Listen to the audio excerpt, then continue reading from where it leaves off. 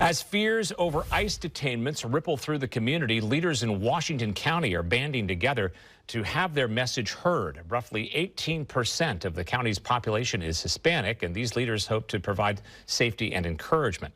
Fox 12's Carly Olson was there and has more for us this evening. Carly? Yeah, Pete, we heard from city councilors from Tigard and Cornelius, as well as a Washington County commissioner who joined other speakers here at Centro Cultural, which is a local Latinx community center. And it was especially a personal time for one of the speakers who said that his own father has gone through the immigration process very recently. Today we're gathered here to say ICE has no place in our neighborhoods. In Cornelius, more than 50% of the community is Latinx, and City Councilor Angeles Godinez has seen the fear firsthand. I've heard the anxiety in parents' voices, seen them withdraw from public events, and watched community members hesitate to report crimes because they're afraid to seek help.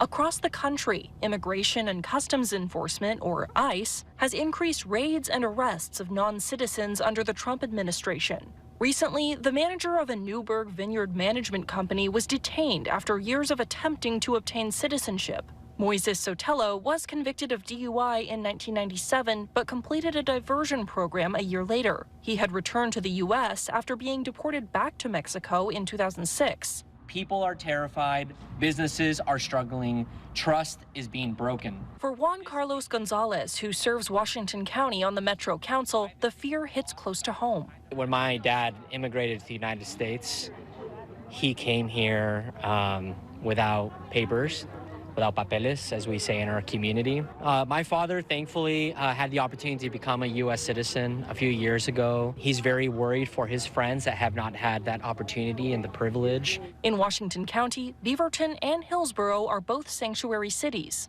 and Oregon's state laws prohibit local law enforcement from helping federal immigration authorities. But the knowledge of what is possible means these leaders want to provide as much safety as they can. We know that our existence and our families, their right to belong is being questioned.